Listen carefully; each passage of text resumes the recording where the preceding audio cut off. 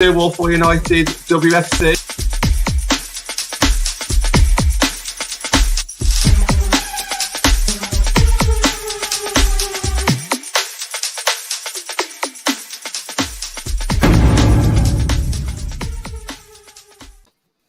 Hi guys, it's Natalie here, Wednesday night show, and I know you used to having me with a big panel, but I felt like this was something that I wanted sort of an expert on. I wanted to talk about it. It's something that me and Catherine had talked about privately, but, you know, and obviously she's done her article today, which I shared on the Twitter, but, you know, thanks for joining, guys. Thanks, Catherine, for coming on. Thanks for having me. No worries. How are you doing? I mean, I'm a huge fan of the NWSL. I have been since its inception, and you know, not just as somebody who writes and reports about the NWSL, but as a fan. The last week's been pretty heavy. In the long run, I think this news coming out is arguably a good thing if it stops the type of situations that have arisen from happening in the future. But yeah, I mean, obviously, like I'm a fan, but I'm doing okay. But I do worry for when you hear a lot of the situations that weren't necessarily unknown, but when you start hearing the extent of which they happen to players, I do worry about a lot of the ones that used to play in the NWSL and might still be in the NWSL and their well-being, obviously. No, definitely. And I think, well, I mean, someone who's only started to sort of watch the NWSL, and obviously there's players out there that we know, some of them personally, some of them just through talking and watching. You know, it is worrying when you read what's happened. Obviously, it happened last week. It all came out. Meg Linehan, she's a great journalist. She did her article in The Athletic. Just talk to me, your thoughts, your feelings when you read it. What did you think? Again, like the abusive or situations that weren't necessarily good for player welfare, there have been rumors and reports about them over the years in the NWSL. You know, you really, again, we do have to give props to Meg Linehan and also her colleague at The Athletic, Katie Strang, that put together a report that took them months to compile, where essentially they interviewed two principal players that came forward and described the pretty brutal and horrific sexual and mental coercion and sexual abuse as well at the hands of Paul Riley. For those who aren't fans of the NWSL and do not know who Paul Riley is, he's been a coach in the United States for a number of years. He first moved to the US from the UK. He's originally from Liverpool. In the 1980s, set up, I believe he had an academy he started working at a university in Long Island and then went into club football, which is where he got most of his wealth, and ventured into second division women's coaching. He ultimately got a job with the Philadelphia Independence in 2011, where and the Philadelphia Independence used to be part of WPS, which was the second iteration of professional football that tried to get started and make it in the United States, and it folded in 2012. So he was head coach there. He then went back to second division football coaching on Long Island with the Long Island Fury because there was no first division at that point. And then in 2014, he got hired by the Portland Thorns, did 2 years with the Portland Thorns, was let go with an opaque statement by the Portland Thorns, got rehired by the Western New York Flash in 2016, which is another NWSL team that is now defunct. It got sold to North Carolina and became the North Carolina Courage. And he went with the Courage there. While he was in charge of the North Carolina Courage, he himself won the Coach of the Year twice. His team also won the NWSL Shield, which is the equivalent of winning the league, which I think is the hardest trophy to win in the NWSL because it's a really tight league and you have to be on top in points after 24 games. He won it 3 years running, and the last 2 years that there was also a championship, 2018 and 2019, he won the double. However, what's since come out through Meg Linehan and Katie Strang's reporting is that he had a long history of abusing certain players up to the point of sexual abuse. So Fairley went into a lot of details about, you could almost say it was tantamount to grooming, but kind of how he took her underneath her wing and made her feel special, but then at the same time would be quite brutal and quite harsh with her.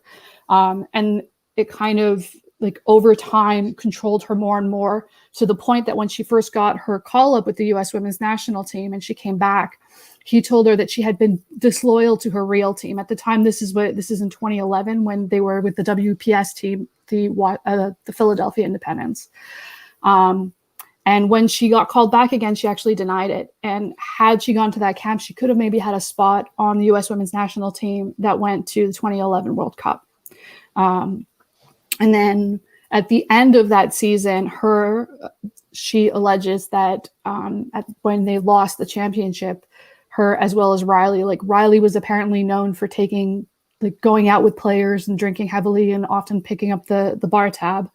That at the end of a night of kind of drinking and commiserating because they just lost the championship, that he ended up having sex with her, and that this sexual relationship actually continued because he asked her to come to his next team, the Long Island Fury, and then she was drafted in the original NWSL, but he traded for her when he got to the Portland Thorns, and she went to the Thorns, and so this is a kind of sexual coercion that lasted a number of years. And there's a second player that he coached at the Portland Thorns, Mana Shim, who alleges that while she was at the Thorns, he started doing the same pattern of behavior with her. It culminated with him at one point asking her to kiss a teammate in a hotel room. She went to go to a video session at one point, when they were on a road trip, entered the hotel room, and he was in his underwear. He sent both women scantily clad pictures of himself, and he was trying to pressure Shim into going when there was the 2015 World Cup. This is when they were with Thorns. He tried to pressure her on going to the World Cup with him and a number of other people, and she could kind of see it building. And it's at this point that she actually confided in Alex Morgan. And at the end of that season, they actually approached the Thorns HR, CC'd the general manager, they CC'd the owner, they CC'd the league, and explained the things that had occurred to Shim, that is. And Riley was suspended, according to the most recent Portland Thorns. They put out a statement, and then when they found out that the allegations were true, he was let go. But this is something that we've seen over and over, not just in football, but in women's sports in general, where coaches or people in positions of power have been let go with either opaque statements, or they're let go and they're thanked for their service. And then it later emerges that the reason they were let go was because abuse had taken place. The NWSL apparently did an interview, found that while there was a violation of Thorns policy, because at that time there was no anti-harassment within the league, that nothing illegal had happened. And that's how Riley was able to get hired by the Western New York Flash, his second NWSL team, and then moved to the Courage. So, I mean, I think these two women are exceptionally brave, and Linehan and Strang were incredible in the reporting that they did. And also, you have to give props to The Athletic for what I'm guessing is a lot of support that they gave them to put this information together, because they interviewed dozens of people. They got corroboration for basically all the alleged abuses. But this kind of kick-started what ended up with no games being played this last weekend, and the NWSL commissioner kind of retiring. This is sort of what I want to say. You talked about what happened to, I think her name was I can't say her name, the girl with Flaherty. Sinead Flannery. Flannery. So you talked about what happened, and I remember reading about how she said, she didn't want to. Fairley. Sorry. I'm not very good with names, but you talked about what happened to her, and I remember reading about like she didn't take call-ups. He would say, you have to do this, you have to do that, buying them drinks, all just sort of things that were, I mean, I can give like a great quote from her is, he really ingrained in my brain that I had a lot of potential, was one of the best players he'd ever seen, but that I needed the right coach to get there, to where I wanted to go. And that what he did when he took players and made them great, basically telling her, you can get there, but I have to be the one to get you there. Yeah. Like you can't go to the American national team, like something that's a dream for loads of players, unless I'm there. And then she turned it down. And it's all these stories that you hear, and you hear it not only in football, but you just hear it throughout life. And the fact that football, it's happened, it makes you just, your skin crawl a bit. And like you say about the whole Thorns, and I know the owner has done a big statement, but he didn't mention that email like that Alex Morgan did put out. Alex Morgan has a lot of followers. You put it out, and the incredible thing in the report from Linehan and Strang in the Athletic report is that, like, Morgan, and this is not specified, but my guess is that one of the reasons Shim felt empowered to go forward was because she had Morgan on her side, because Alex Morgan is arguably the biggest name in American soccer, at least. But Morgan was never contacted with regards to the investigation, which you go, like, if there's a coach, and let's be specific, like the Fairley, I want to call her Flannery, but the Fairley stuff was never specifically reported until it was to the Athletic. It wasn't reported to the league. But the Shim, and like some of the things that he made them do, like one of the ways that he was able to, it wasn't just sexual coercion, it was actual mental coercion. Like he would tell her, and I believe there was an incident with Fairley as well, like, if you guys don't kiss each other, I'm going to give a really grueling session to your teammates tomorrow. And they acquiesced to his pretty disgusting request, and like apparently their teammates who did not know about this joked the next day, like, you're not making us run, like, what's wrong with you, like, you're not making us run, like, this is abusive, and it is coercion. And it's incredible that this man, like, this was in the report, and that Morgan was never contacted about it. I just find it incredible that, I know you talked about the commissioner, she stepped down, but there's not been more people sort of made to step down, or, I think when I saw the league and the players deciding not to play, I thought, a lot of heads would go, a lot of heads would roll, say, I thought more people would be leaving. I thought that Lisa Baird, yeah, she's gone. But it's sort of, I've stepped down, I've retired. It's not a case of this wasn't good enough. One of the things, because there have been other allegations, like Molly Hensey Clancy, who works with the Post, has also done really good work covering the Washington Spirit and like a saga of like a pretty abusive behavior that goes back years. And there've been other like franchises that have had questionable behavior, but one of the problems that occurs with getting accountability is that the NWSL was originally set up by US Soccer. And they would invest in the league. They would pay some of the salaries for the league. Canada Soccer also had what they called allocated players, and they still do, where they pay salaries and they allocate those players to the NWSL.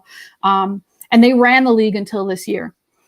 This year the league was the management of the league changed from US Soccer's kind of operations that they upheld to essentially a board of directors that is mainly controlled by the owners in the league, and they appoint a commissioner and like kind of the leadership structure that is supposed to act in the interest of the league. But the problem is, like, where do you get accountability? Like, even if you, like, one of my things is, like, when you hear all these situations, like, who are you supposed to report to? Because in the past, like, you can't report to the regulator, because the regulator was also, to use soccer, it's also the outfit that's running the league. And, like, the owners are also the ones who run the league. So, like, can you fire owners? Like, they can fire managers, but there's been a pattern of behavior that shows that they were complicit in this. Like, Merritt Paulson, the owner of the Thorns, has come out and basically said that he was part of this systematic abuse by letting Riley go, but giving an opaque system and kind of seeing him, and that allowed Riley to be hired 2 more times by 2 other franchises. One of the problems in this league has been that women themselves who have played in it, haven't been empowered.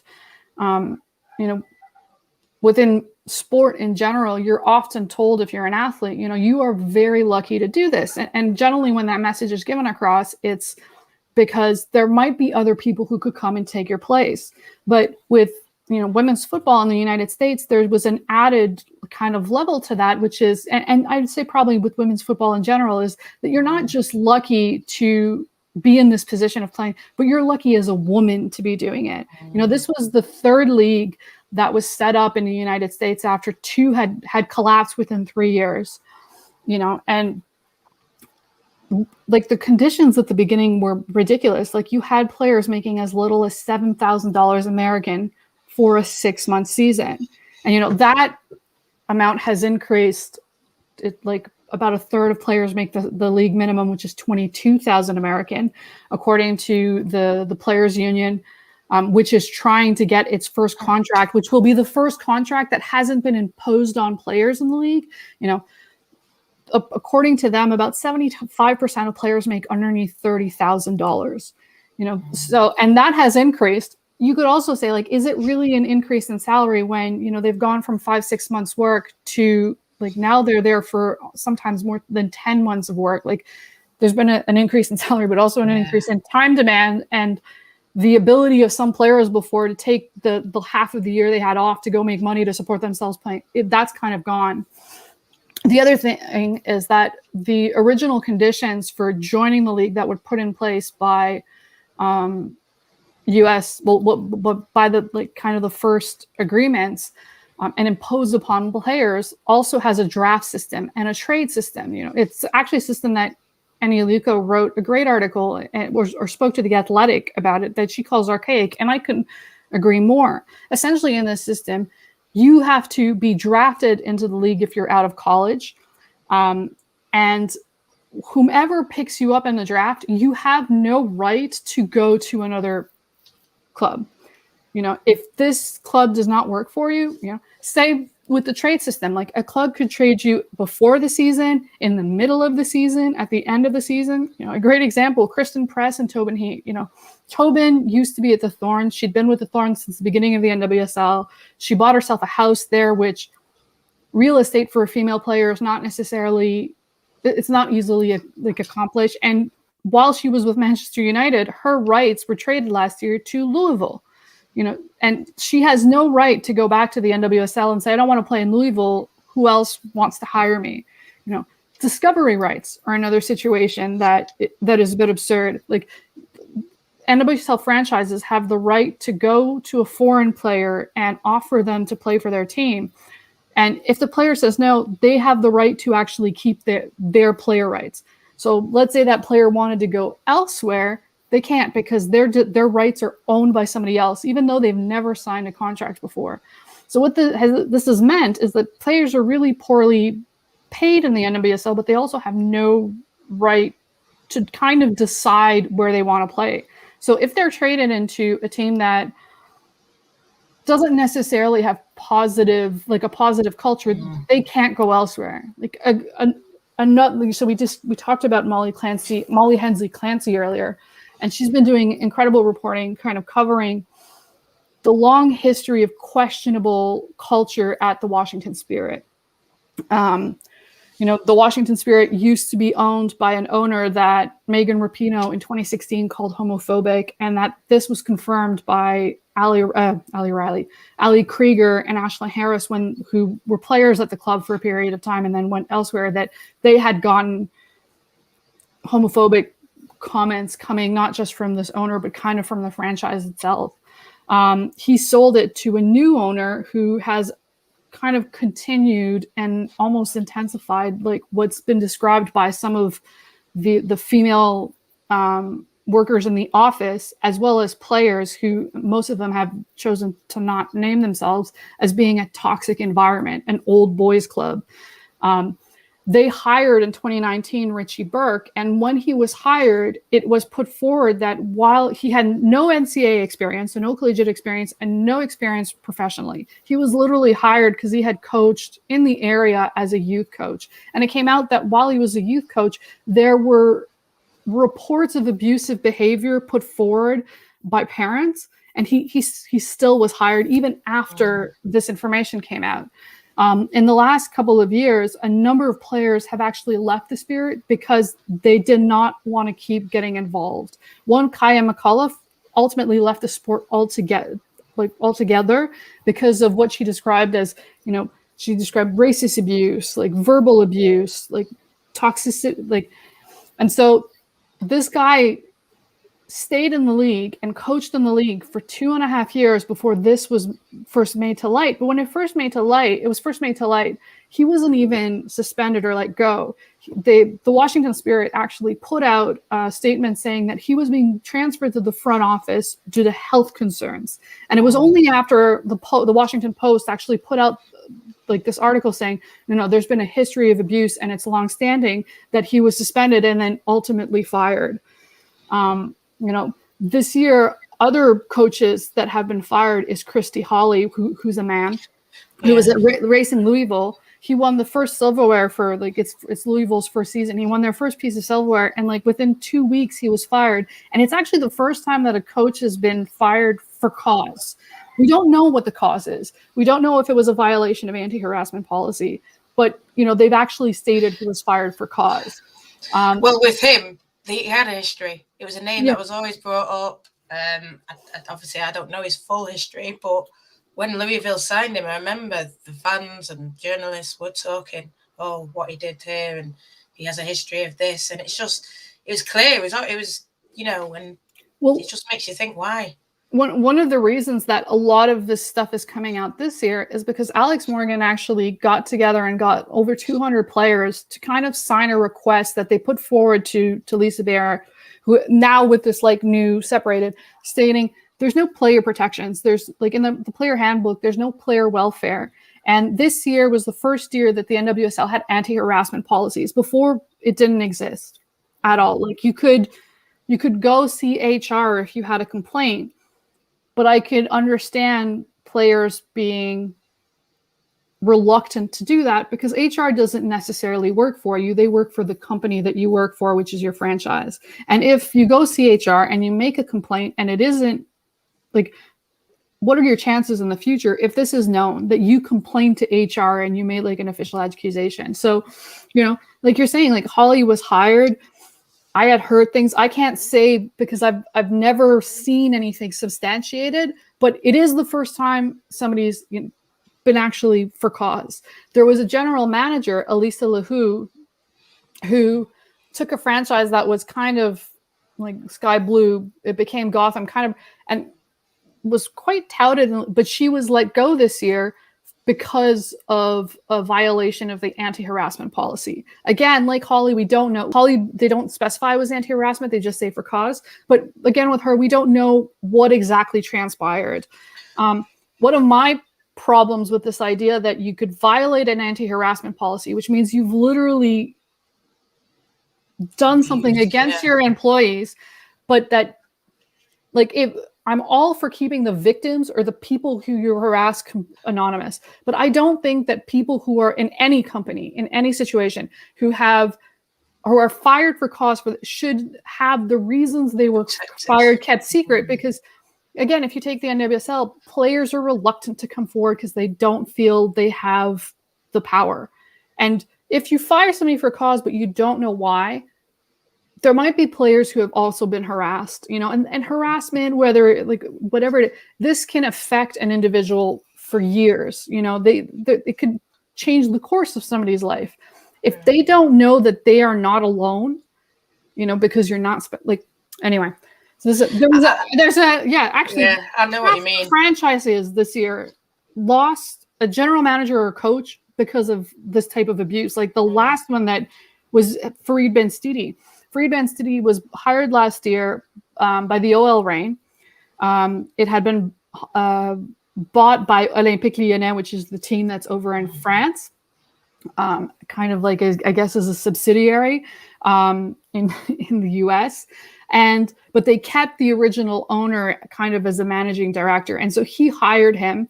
But Farid Banstiti, the minute this came out, like stories came out in the New York Times by Lindsay Horan, who had been a player of his at PSG, where she put forward allegations of fat shaming and of abuse because he told her that she was too big, which is ridiculous if you've ever seen the work rate, and that she wasn't fit, which is ridiculous if you haven't seen the work rate of Lindsay Horan. But he also did it after she passed a fitness test at PSG where she proved to be one of the fittest in the team, and that she kind of described, and he was hired anyway, in part because these issues, like the anti-harassment policies, weren't there.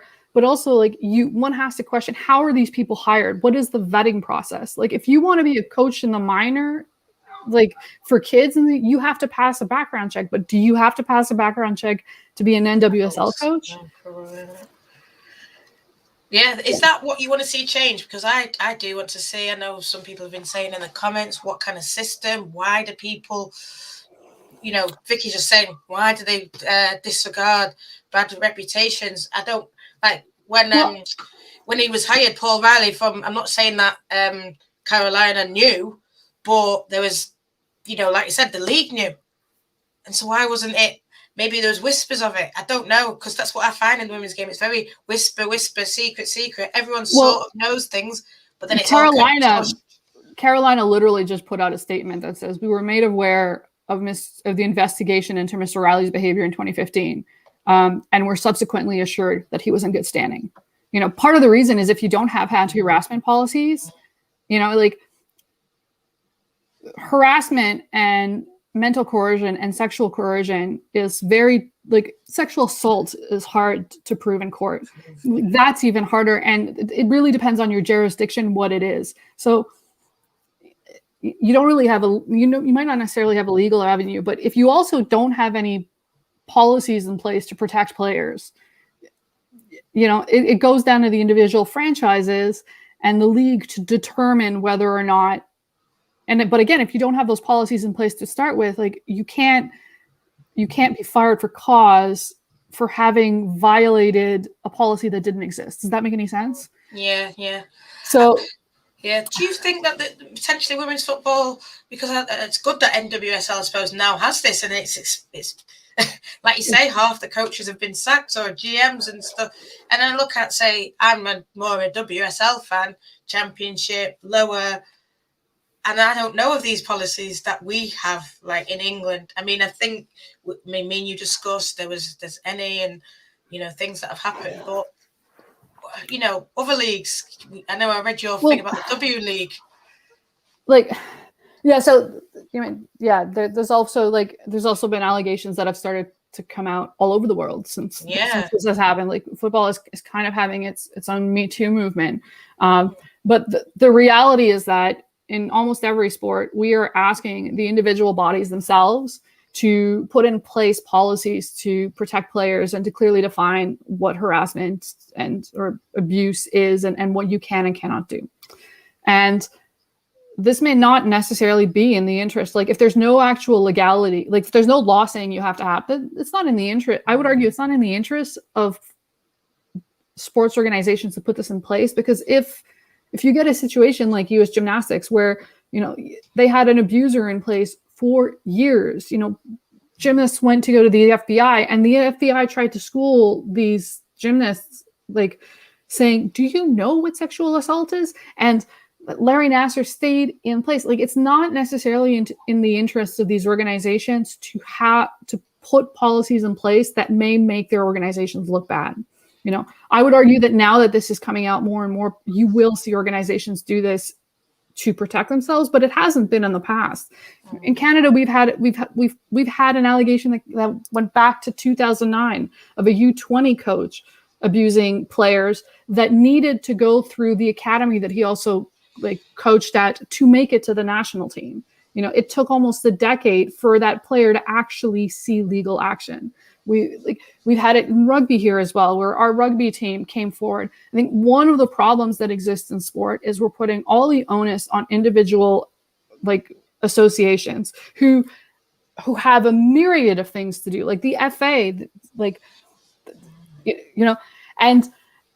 and we're not putting any responsibility necessarily onto them, which is crazy if you think that we have, the World Anti-Doping Agency that was created after UNESCO actually passed the International Convention Against Doping in Sport.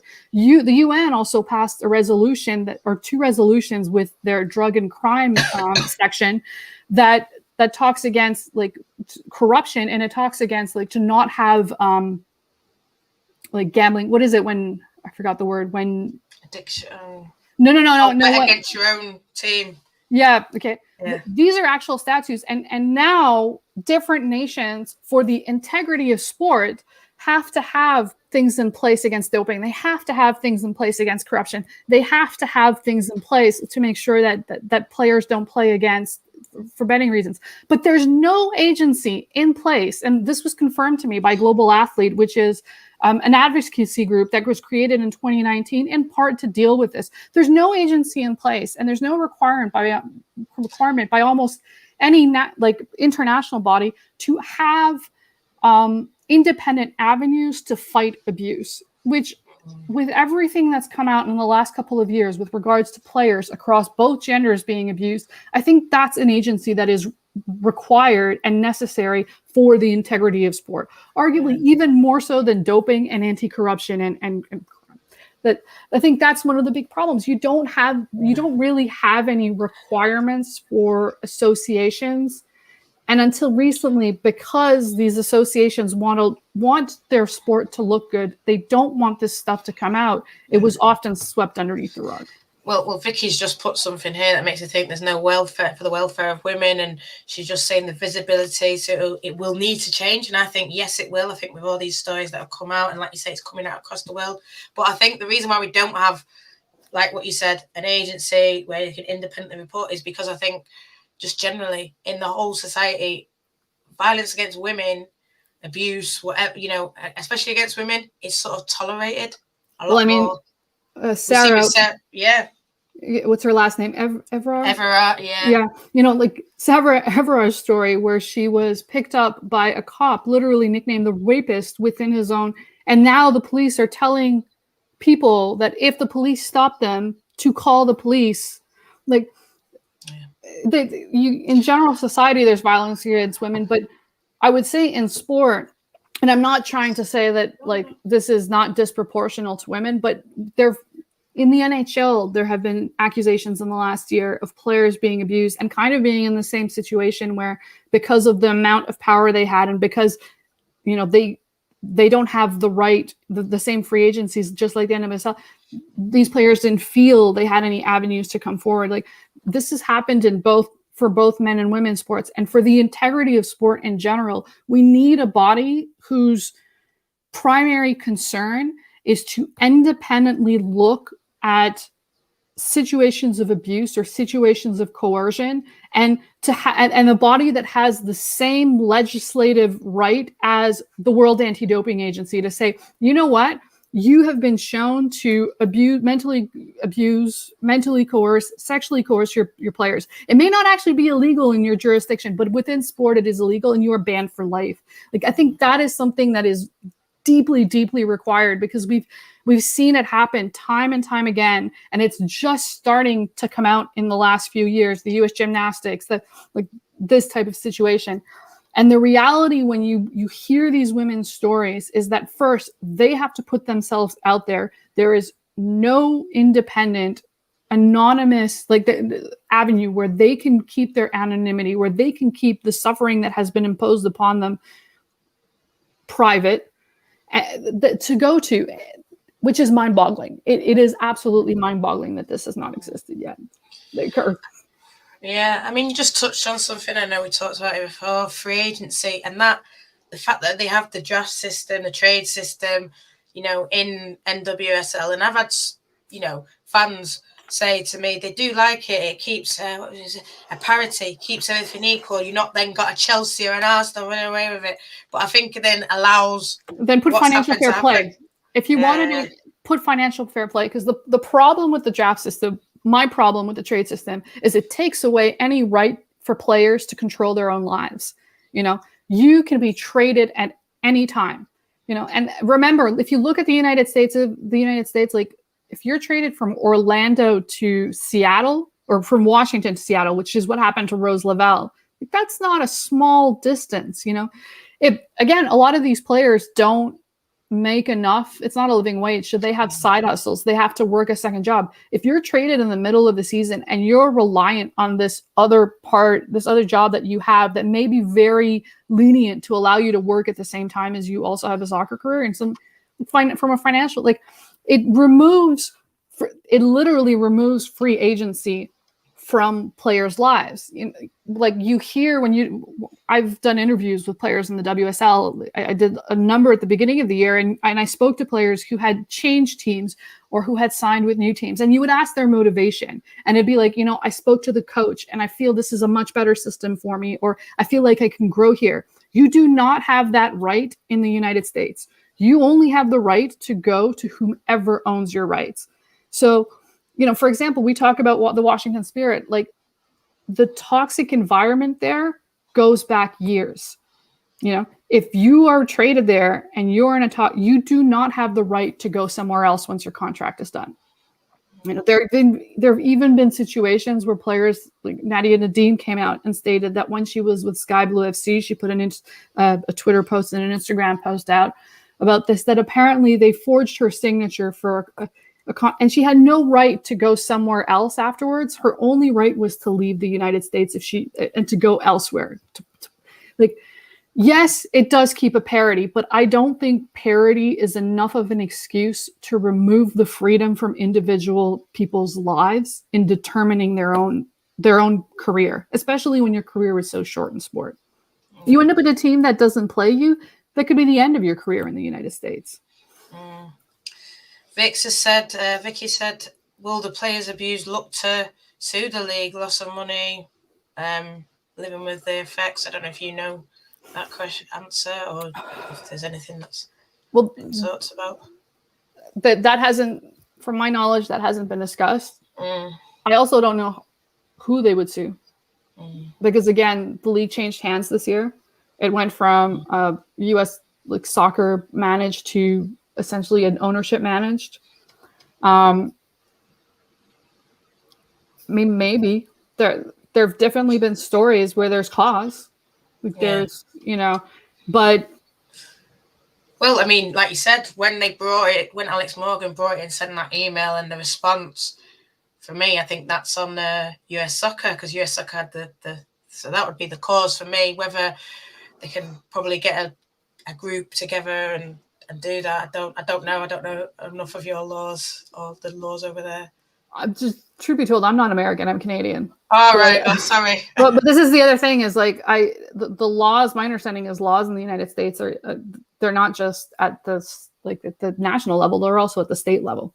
You know, what constitutes abuse may fall underneath multiple jurisdictions. And the avenues that you have, like they don't even, it's the same, actually it's the same here in Canada, but from jurisdiction to jurisdiction, you might not always be underneath common law. Like in Louisiana, you actually fall underneath civil law. There's no NWSL team in Louisiana, but I'm just giving you an example. Like it's pretty complex. Like, I mean, there's definitely, I think there might, but that's really something for a lawyer to decide. Yeah, I suppose. I just want to touch back on Burke from Washington Spirit. I know we talked about it, but it's made me think, like he wasn't sacked for cause, he was moved to the front office, and then it was just sort of quietly let go. And then... Well, no, what Burke would originally happened was... the Spirit put out in August this year, so what seems like a lifetime ago was 2 months ago, they put out a statement saying that he was being moved to the front office for health reasons. And then like the Washington Post put out like a huge article basically stating, no, there has been all this abuse that has come out. And then only after was he suspended. And then only after that, after more reports came out, was he fired. But he had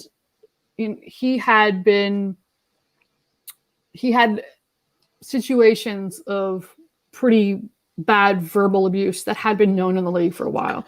Like one of the differences that came out with NWSL Challenge Cup last year is that because there was no audience in the stands, we could actually hear the coaches.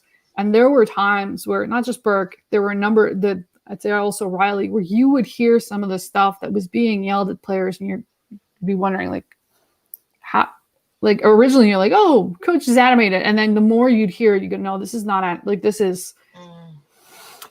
So yeah. I mean, the only thing that makes you think is that because we haven't got like what we said, like an anti-doping, anti-harassment kind of thing for the whole of it. He could go to Burke. I'm just thinking now, he could go to, like we've seen about Venezuela players coming out talking about abuse and sexual. He could go to a Mexico league or somewhere in Europe that might maybe is starting up, and see him with what's happened. Yes, obviously it's come out now, but there's nothing to stop him. Riley arguably couldn't because he had his coaching licenses suspended by U.S. Soccer and he's now being investigated by FIFA. Okay. Burke is another matter because my understanding is that hasn't happened yet. But yeah, I mean, like it's not uncommon for. Yeah. I think this is to stop him going to Japan or something. That's a developing league, Yeah, I mean, I'm not saying he will. No, but this is a guy that I think he's in his late 40s who hadn't coached at the professional level until very recently, and who had almost worked entirely, from my understanding, in the Washington area. I don't think this is a guy that's necessarily motivated by his coaching career. But yeah, you're absolutely right. Like one of the problems is that if you don't have any type of agency that kind of looks after abuse, and if somebody hasn't had their licenses kind of suspended as they have by U.S. Soccer, is that you're absolutely right. There is really nothing there's no agency in place to stop them from going elsewhere and pursuing other matters. Just again, it's not the only sport that has this problem. There are a number of sports that have shown to keep largely men in positions of power for an extended period of time, even though there were numbers, like a number of allegations of abuse against them, which. Do you think because I'm noticing a lot of more female coaches coming into the NWSL now? Obviously, Casey's one. I know that Angel City have hired a coach, a female coach, and there's I don't know all of the coaches, but I am seeing a lot more female faces. There's 3 at the moment. So there's she used to be in charge of Arsenal. She's now back with the OL Reign. Oh, Laura Harvey. There's Laura Harvey, the former. So I will tell you a weird thing. I am absolutely fantastic with details. I am horrible with names. But the former Sky Blue Gotham FC coach was hired, and a former OL Reign player just got hired as the assistant coach for Gotham FC once that departure happened. One of the problems with female coaches, especially in the NWSL, is that it's not a very how can I put it? Coaching, especially at the professional level, is not a steady career. Coaches, there's a lot of turnover in coaches, and there's not a lot of financial return at the NWSL level because it is a women's league, which is one of the major problems of getting high quality coaches in the women's game, is that Nick Cushion left to go to the men's game, and you can't at one point you can't blame somebody from following maybe more economic interests instead of staying in the women's. Also in the United States is like the biggest, I think it is the biggest sport for women at the university level is soccer. Almost every single Division I team has a soccer team because of Title IX, where you have to have the same amount of scholarships given to men and to women. If you have a men's American football team, you're going to have a lot of scholarship. You might have 50, 60, 70 scholarships to support the amount of players you need on that team. So a really good sport to have is soccer, because you can give out 25 scholarships to girls, and it's not a sport that requires like hockey or even basketball where you need an indoor, like it's not a sport that necessarily requires as much in terms of infrastructure.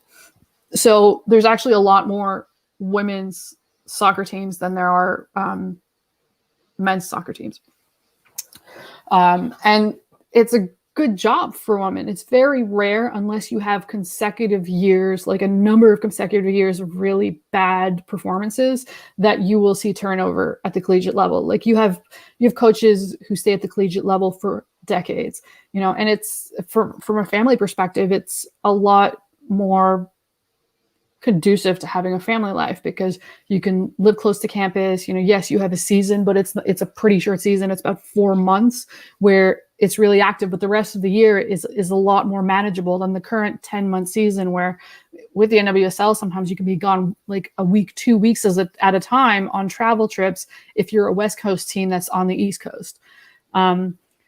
Becky Burley also got hired. She replaced Phil Skinner when he went. So there's 4 in the NWSL at the moment. But yeah, I mean, I think women in the more female coaches in the NWSL is good in general, not even from an abuse perspective. I think with regards to the abuse perspective, man or woman, what the NWSL has shown is they need to have better hiring policies and better vetting policies to ensure that coaches who have a history of questionable behavior and in some situations of actually very flagrant verbal, physical, homophobic, racist behavior do not get hired.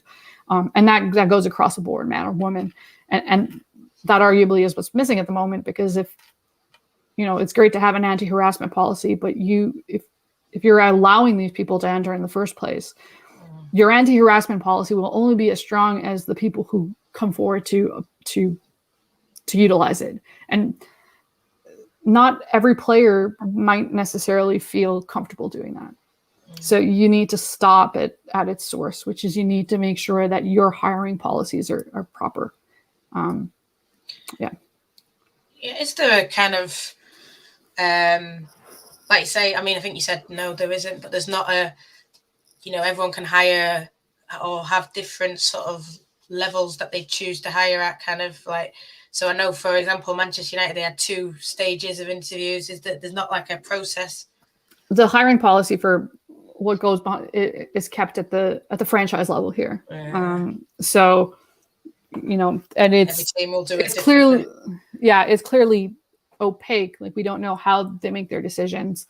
A number of the coaches who have been let go, like their ownership, are now finding themselves in a situation where they have to explain their hiring decisions. And I think this is the first time we've ever seen this in the NWSL, where they actually have to come forward and say, this is why we decided to go with this person. So, but yeah, like, I mean, even if you look at the Spirit is arguably at the moment, the one of the worst, like in terms of its history, like Burke was not the first Spirit coach to leave because of questionable behavior in the last year.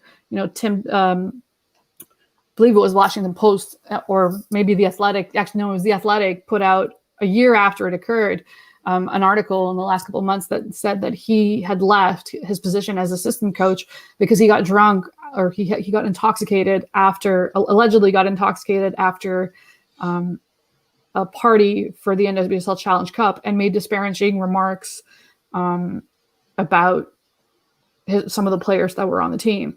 But the Washington Spirit wished him good luck in his future endeavors when he was let go. It wasn't until a year later we actually found out the reasons.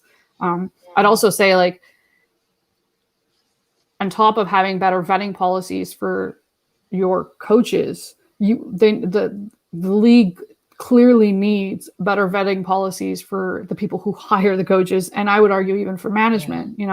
Last year, the Utah Royals was very abruptly sold from their ownership, which was Rail Salt Lake Holdings, I believe, and owned by Delroy, because it turned out accusations emerged, which were proven to be true, that the owner of the Utah Royals had made a number of racist remarks over the years, and towards players and towards staff, and also that the GM that he had hired who was in part overseeing the Utah Royals, he had made sexual remarks towards players. He had asked that when players were used or posed for promotional material, they were posed in a manner that would make them look sexy. He refused to promote or advertise players that he thought were unattractive, including Nicole Barnhart, who last year broke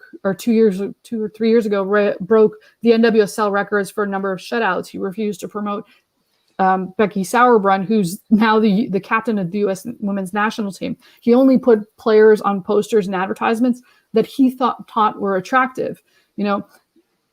This all came out, but arguably somebody with these histories should not have been in a position of power to start off with, and should not have been an owner as well. The other gentleman, an owner as well. But this is where it becomes complicated, is that the league is managed by its owners. Yeah, I think it's like we have it in the Premier League. And then people will say it doesn't really work and everything that's going on with Newcastle. I don't know fully, but fit and proper persons tests, fit and proper owners tests, and this is something in the Premier League that's just come about. And I mean, Premier League has so much money, and look at how it's only just coming about. Things are only just coming out, and I think, like you said, there's so much effort that's going into the NWSL. Like you said, it's how many times it's folded a couple of times, so that people just want it to succeed, so they'll just sort of accept. Which you think now that this has happened, we're not going to accept anymore. There will be more done in the future. Arguably, the good thing that has come out of the last week, because these incidents had occurred either way, is that a lot of the veil of maybe even secrecy over some of what had happened that was kept under the rug because players wanted the league to succeed and people wanted the league to succeed has come out. And I'm a fan, and I don't know if I want to watch the rest of the season, because it is different. You want to support these players, but at the same time, there are underlying questions that have yet to be answered. I mean, the league has put 3 women in charge who will be temporarily overseeing it, but they're all part of the ownership structure within the league. And there's a lot of structural and governance problems that need to be addressed before this league will get back on good footing. What I would say is, going forward for any league or any sport, this type of structure needs to start being addressed and put in place, because we are seeing that the fallout from pushing this stuff underneath the rug is far worse than having proper governance, having proper measures in place against anti-harassment and proper hiring policies, and maybe living with the consequences of what might happen if those are utilized. We'll see. Catherine, I just want to say thank you so much for coming on. We've nearly done an hour, but I think if we carried on talking, we'd be here for 2 hours probably. And so, is there anything more that you want to say, or anything that anything you want to promote, or tell anyone how they can read more about your articles? We'll retweet them again. Well, I think first and foremost, we have to thank the players, not just the ones who have come out in the last couple of years, but all players who've come forward and shared what has happened to them, and done so in part to make sure that it doesn't happen again, because that takes immense courage and definitely needs to be respected. I'd also say, believe women when they say this, and push if you have a league close to you that doesn't have anti-harassment policies, and players are asking for it, support players in that endeavor, because clearly, as we've seen with the NWSL, it is needed. As for me, I write for Since 71 in the UK, and overseas I write for the women's game in football in Australia. And so, yeah. Yeah, thank you so much for coming on. Really appreciate it. Thanks, guys, for watching. And yeah, we're pushing this out. And like you said, go and read the articles. We'll retweet them again and get them out there. Yeah. Thanks. Support the players. Yeah, definitely. Thanks a lot. Thanks for having me. No worries.